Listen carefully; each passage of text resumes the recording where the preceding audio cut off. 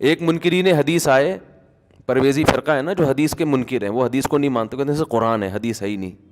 حالانکہ جو قرآن کو مانتا ہے اس کو حدیث کو ماننا پڑے گا, قرآن ہی حدیث کو فالو کرنے کا حکم دے رہا ہے. لیکن ان کو کچھ زیادہ فنڈر, وہی پیناڈول کی تحقیق کی ہوگی انہوں نے,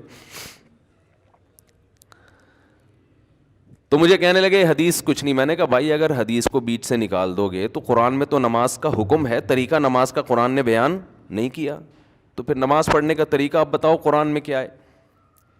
وہ کہہ رہے ہیں یہ جو نماز آپ لوگوں نے فرض کی ہوئی ہے نا, اب یہ پیناڈول کی تحقیق جب ایک عام آدمی کرے گا نا تو اس کی پھر ریسرچ یہ ہوگی, اس طرح کی ایسی ایسی باتیں کرے گا, کیونکہ بیس ہی نہیں ہے کوئی علم کی. میں اگر میڈیکل سائنس کی کتابیں براہ راست پڑھنا شروع کر دوں تو میں ڈاکٹر نہیں بن جاؤں گا, میں میڈیکل سائنس کا بیڑا غرق کر دوں گا. ایک پروسیس کے تحت گزر کے انسان اس قابل بنتا ہے کہ وہ ان کتابوں کو سمجھ سکے.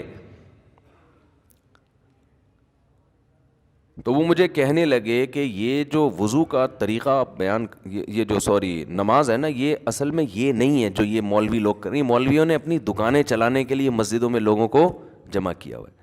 اصل میں 5 ٹائم گیدرنگ ہے ایک فلاحی ریاست کے قیام کے لیے.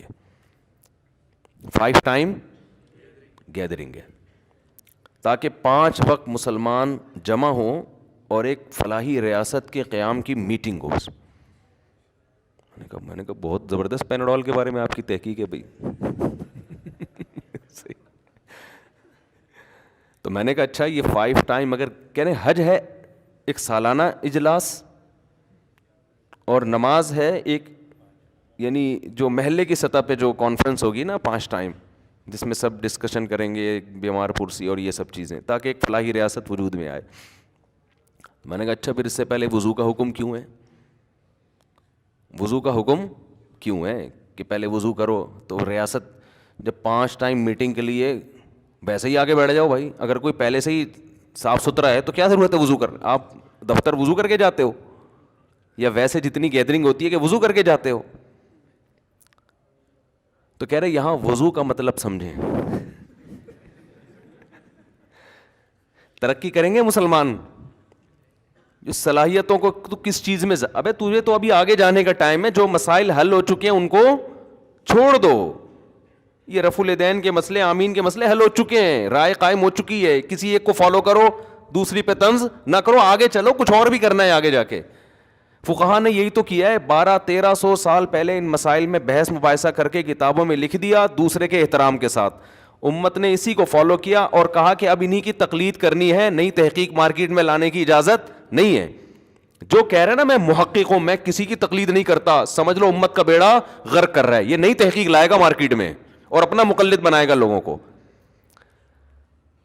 کچھ باتیں نعرے بڑے خوبصورت ہوتے ہیں لیکن ان کا انجام بہت خطرناک ہوتا ہے. تحقیق ہو چکی ہے تو یہ اندھی تقلید تھوڑی ہے. کسی تحقیق شدہ بات کو فالو کرنا جو پہلے ہو چکی ہے ریسرچ, اس کو فالو کرنا یہ اندھی تقلید تھوڑی ہے.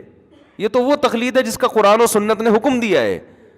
اندھی تقلید تو وہ ہوتی ہے جو یہود وہ جو مشرکین اپنے باپ دادا کی کیا کرتے تھے, جن کی کوئی ریسرچ نہیں تھی, بیامی بتوں کی پوجا کرنا انہوں نے شروع کر دی. اس تقلید کو لگایا جا رہا ہے کس پر, مجتہدین کی تقلید پر. تو وہ مجھے کہنے, میں نے کہا اچھا یہ جو آپ نے کہا ارشاد فرمایا کہ یہ جو کیا نام ہے وضو کر کے, میں نے کہا وضو کا پھر کیا مطلب. کہہ رہے ہیں اصل میں ایکچولی وضو کا مطلب ہوتا ہے کہ اپنے آپ کو اس میٹنگ سے پہلے, وضو کا مطلب دھونا ہے نا, تو اپنے آپ کو باطنی امراض سے پاک کر کے اس میٹنگ میں شرکت کرنا. یعنی آپ نیٹ کلین, اندرونی اعتبار سے نیٹ کلین ہو جائیں آپ, تاکہ اس میٹنگ میں آپ قوم کے مفاد اور محلے کے مفاد میں سوچیں, آپ اپنے ذاتی مفاد کو سامنے نہ رکھیں. اور جس بندے نے مجھ سے یہ بحث کی ہے نا, اس کے ساتھ 2 عربی دان بھی تھے جن کے لباس ارموں جیسے اور عربی فرفر بول رہے تھے, وہ اتنے پڑھے لکھے. پھینکنے پر تحقیق ہو رہی ہے نا, تو یعنی یہ پڑھے لکھے کی بات کر رہا ہوں جس کی کھوپڑی نہیں چل رہی. اور اس نے ان 2 لڑکوں کو بیوقوف بنایا جو عربی فرفر جانتے تھے, مدرسے سے فارغ تھے وہ.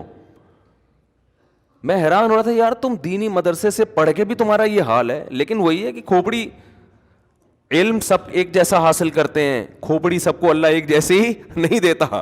تو خیر میں نے ان سے کہا کہ وہ کہنے لگے کہ یہ جو وضو ہے نا یہ اصل میں اپنے آپ کو اندرونی گندگیوں سے پاک کرنے کا نام ہے, اندرونی گندگیوں سے پاک کرنے, تاکہ اس مجلس میں جب آپ آئیں تو آپ کے دل میں دولت کی محبت, لالچ, ہوس, یہ غیر اخلاقی برائیاں نہ ہوں, یعنی اخلاقی برائیاں جسے کہا جاتا ہے, یہ نہ ہوں, تاکہ آپ محلے کی سطح پہ قوم کے وسیع تر مفاد پہ آپ کام کر سکو. میں نے کہا اچھا بھائی, میں نے کہا اچھا مجھے یہ بتاؤ پھر یہ جو قرآن کہہ رہا ہے فاغسلوا وجوہکم وایدیکم الی المرافق, ہاتھ اپنے دھو کوہنیوں تک ہیں بھائی, پاؤں دھو ٹخنوں تک, تو اپنے آپ کو کیا کوہنیوں تک اخلاقی برائیوں سے پاک کرنا ہے؟ جب یہاں تک انسان نے اخلاقی برائیوں سے اپنے آپ کو پاک کر لیا تو ادھر تک پہنچنے میں کتنا ٹائم لگتا ہے؟ کیا ادھر تک پہنچنے میں بھائی اخلاقی لحاظ سے جب پاک کرنا ہے تو پاؤں کو ٹخنوں تک کیوں, پاؤں کو سر کے بال تک اور سر کے بال کو پاؤں تک ہونا, پوری باڈی اخلاقی برائیوں سے پاک ہونی چاہیے. خیر وہ پھر دائیں بائیں کلابازیاں کھانے لگے نا, پھر پتہ نہیں کیا پھینکی ہوگی مجھے, یا ہم بھی ایک حد تک برداشت کرتے ہیں نا, انسان ہیں. اب یہ تھوڑی کہ پھینکتا جا رہا ہے اگلا پھینکتا جا رہا ہے, ہم اس کو سنتے رہیں, ہمیں بھی مجھے نہیں پتا پھر کیا ہوا, اس کہانی کا انجام کیا ہوا اس واقعے کا.